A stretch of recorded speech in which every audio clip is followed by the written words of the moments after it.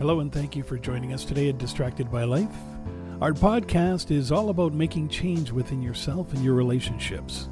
We share conversations, stories, and explore ideas coming from our lifelong journey of the high points and especially the low points where we learn to face our fears or cope with pain, loss, and failure. We do this in a discovery quest to establish patterns around our past and understanding whether we are tripping up from our past or being held hostage by it.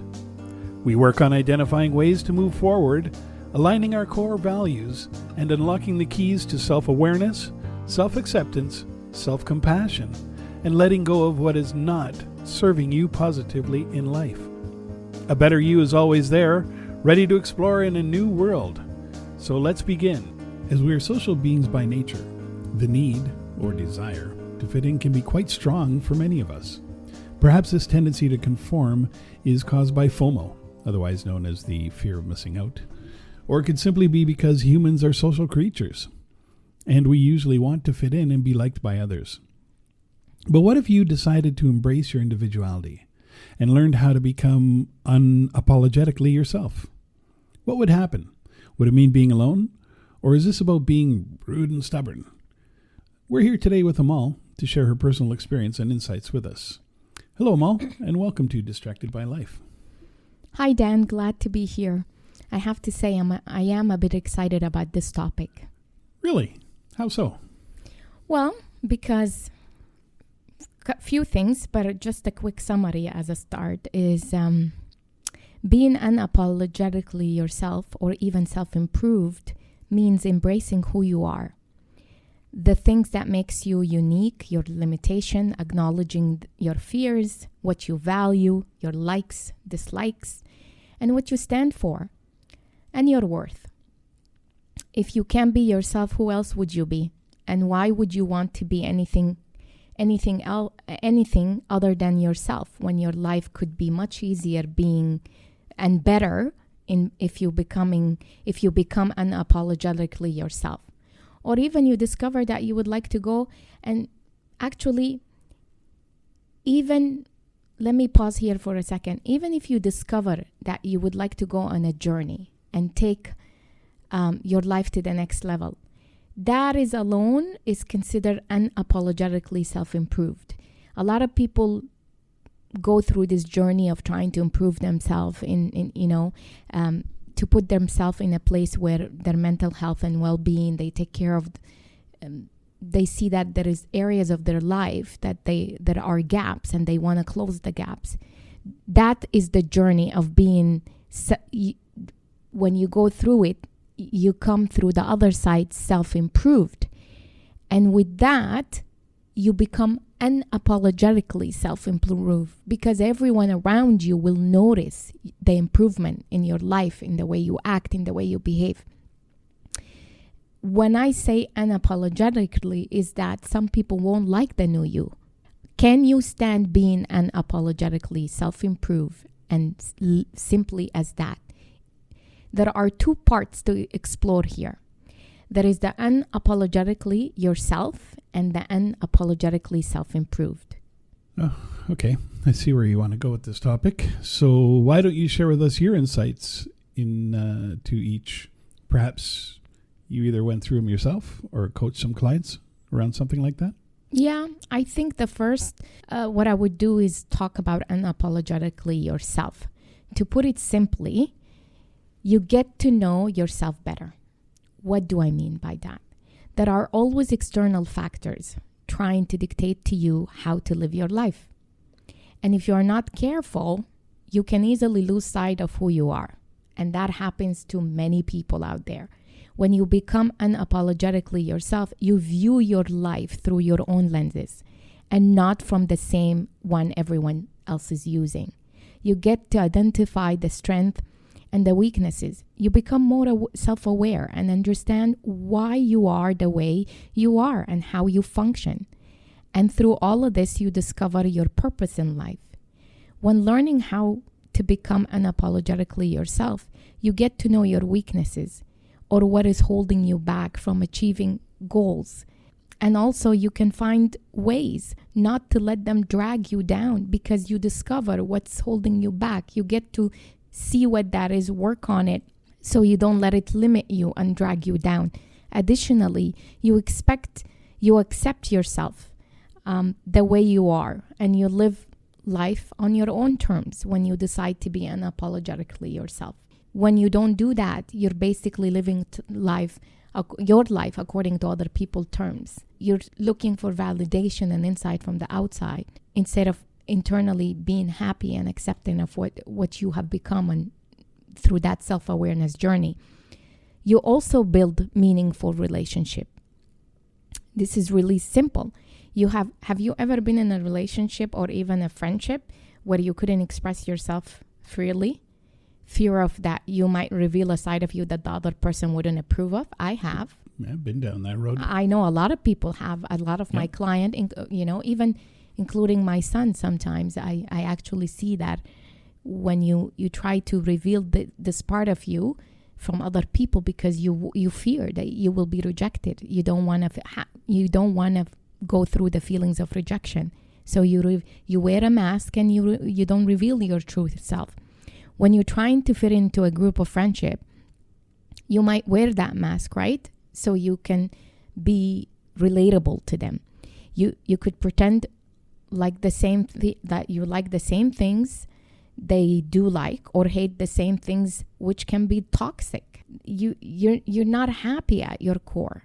Not everyone deserves to be in your life, and learning how to become unapologetically yourself will help you filter the toxic ones out. Let me repeat this line. Not everyone deserves to be in your life, and learning how to become unapologetically yourself will help you filter the toxic one out. I learned this the hard way through my own journey. The right people will stay by you no matter what, and they will probably be the ones with values like yours. By becoming unapologetically yourself, you will also build better and more meaningful relationship with them, because they know and accept the real you. Along the way, I lost some of the friendship and some of the people that I actually thought they knew me, they understood me, they liked me for whom I am. But the saying goes, friendship has its season, and they come into your life for one way or another, for a season, for a reason, and they just move on. And you have to also accept that part of life. Not everybody will come to the journey, whether you are your self-improved journey or the new you. Not everybody will be on board.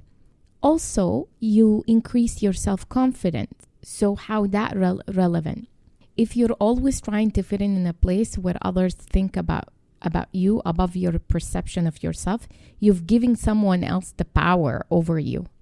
Without external feedback and approval, you lose trust in your own abilities, and you hold yourself back from exploring your full potential. However, when you embrace the true you and learn how to become unapologetically yourself, you trust your judgments and have faith in your abilities to succeed.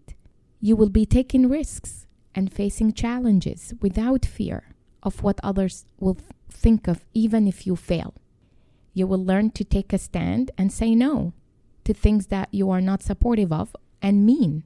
You also live your life on your own terms, like what I mentioned earlier. Not being authentic will lead you to an unhappy and unfulfilling path. Living in the shadow of other people and trying to be like them will drain both mentally and physically your energy. Life is too short not to live it with joy. Why waste your life pretending to be what someone else wants you to be? Living unapologetically means that you do what's best for you, and you don't have to ask permission from or wait for approval from other people. To put it simply, you take charge of your own life and you own it. You do what's best for you without causing harm to anybody else. Obviously. Yeah. The other one that also I think relevant here is you try to impress yourself, not others. We live in a society where we're constantly, bombarded by social media and what the perfect life look like, and the what success look like, and should look like, and it's always we're seeing our life through other people's lens and view. And that will bring nothing but, I guarantee you, will 100% disappoint you. You will be happy. You will be a happier person when you are not trying to please others or seeking their validation. If you rely on others for validation, you are most likely going to be disappointed, because your definition of success might not be the same as everyone else. And what makes you happy might have the opposite effect on them. When you become unapologetically yourself, you celebrate your wins, however small they might be. You know that what is important to you, and you chase after your dreams or your goals. You no longer have to wait for someone else to congratulate you or confirm that you have succeeded, because you recognize your own self-worth. You accept that there are things beyond your control, such as other people's opinions, and that is okay. Because if you really want to live in gratitude and joy, you have to validate your own self. You have to see the strength within you, and you have to be happy with what you accomplish, and you have to define your own success. Didn't we do a podcast on that a while ago about, positivity in your head? Where was it? Inner critic or something, where we try to impress ourselves, but we use positive thoughts, positive words. A lot of our episodes seem to kind of be very connected. Yeah. I believe anyway. So, yeah, we did something similar to that.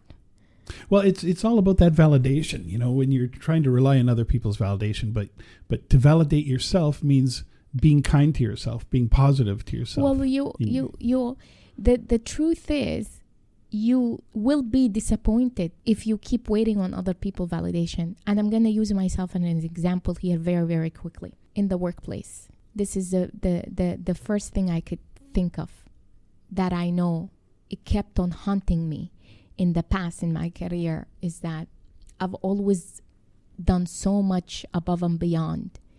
And for two reasons. I wanted to be well liked, and I wanted the people that I support to succeed in their career, to validate how good I am, how at what I do, and how I reach the mastery skills and all that stuff.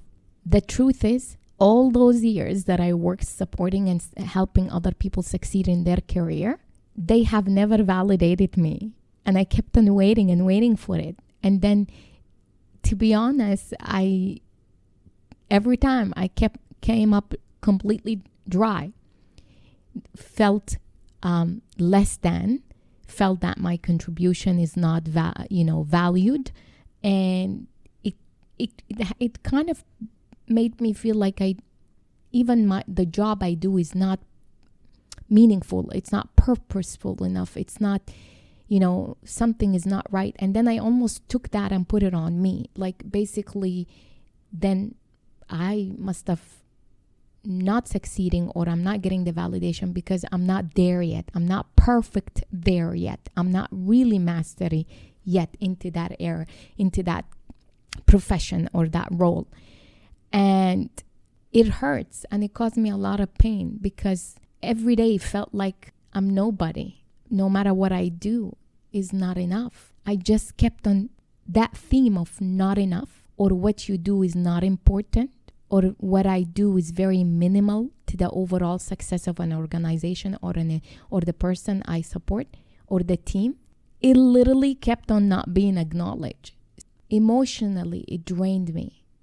And it was very demoralizing and demotivating. So basically this here is saying, I'm sorry, but I'm not sorry.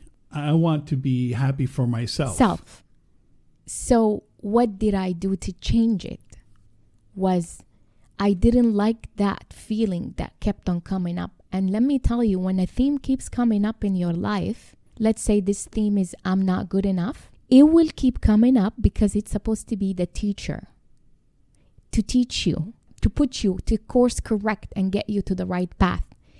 The message here was I needed to be internally, inside, happy with what I do, what I've done, what I've accomplished, how far I have come, regardless whether other people around me acknowledge it or not. Because all it did, it contributed to a low self-esteem and kept me feeling very, very small. And the feeling of small will also translate it to you're not good enough. Your contribution don't count. You don't have the title. You don't make the money. All those sort of things. So I went and I said, I don't like this feeling. I started to enhance and improve myself. And it brought up my confidence level quite high by doing all of these learning, taking the courses, the professional, development and all that stuff, that path. And I've never looked back. It really helped me a lot to change that. This going to lead us to the second part, which is the unapologetically self-improved. Because I believe it's totally connected with being yourself. In the process or the journey you take towards understanding who you are, is to know who you are inside out. If you don't already have a self-reflection and self-awareness practice, start one in a way that suits you. I guarantee you, once you go on or through the self-improved journey, you will discover eventually who are the true supporters that will continue to continue to be part of your life, and who are the ones that will not be on board or love the new and enhanced and self-improved you. One of the strategy I tell my clients is like self-inquiry and reflect on questions. Ask yourself questions like these. What is your definition of success and joy? Make a detailed list of what this looks like for you, because it really is different for everyone. What are your usual triggers? And what bring you to center or back to your home base? What causes you to shrink or feel less than who you are?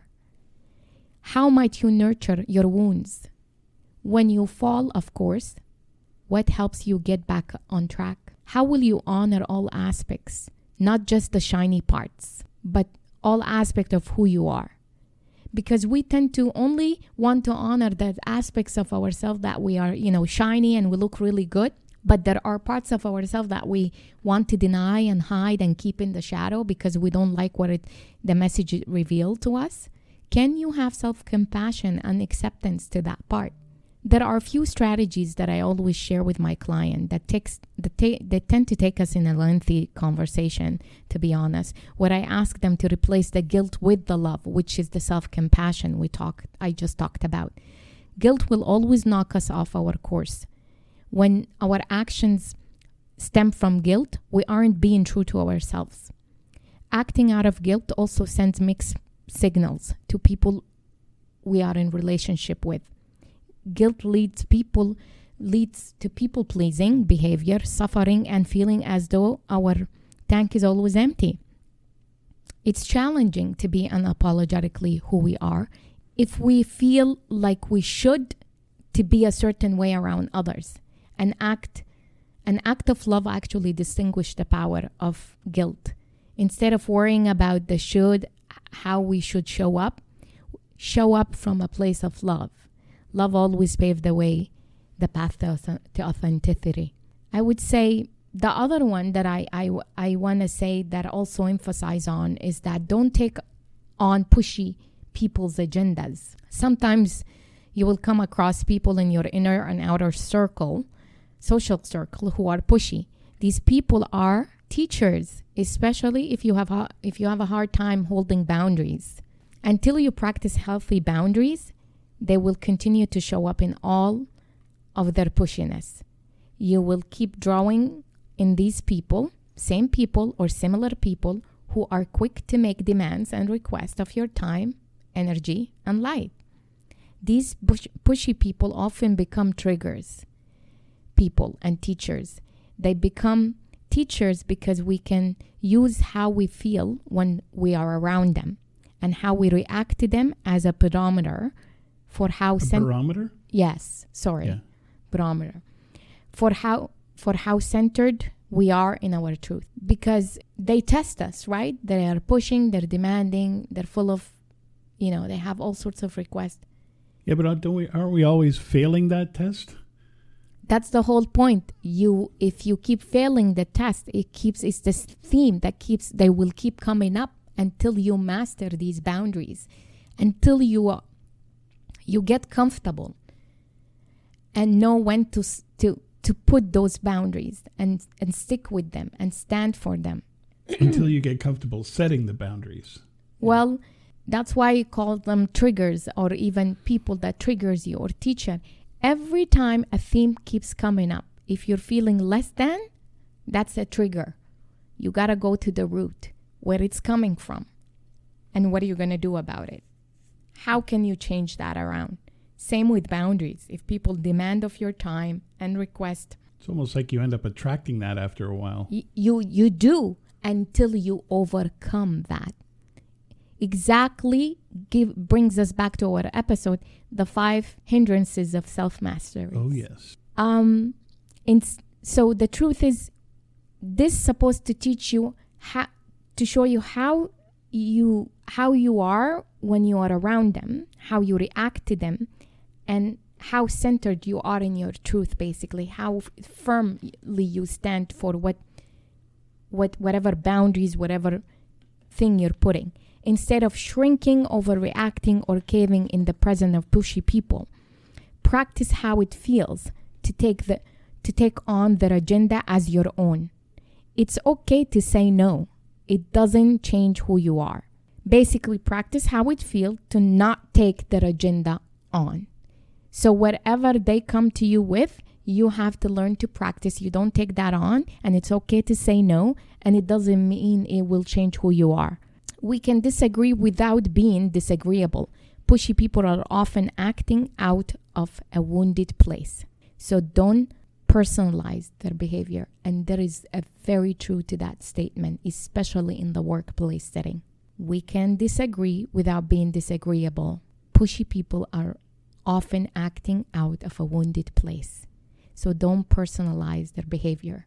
They are definitely in the workplace, whether they're acting from a wounded place, insecure place, fear, imposter syndrome, whatever it is, they're always acting from a place of like that.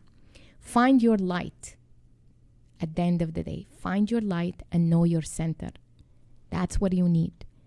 My final thoughts, actually, being unapologetically who you are is staying true to who we are through all the ups and downs in life.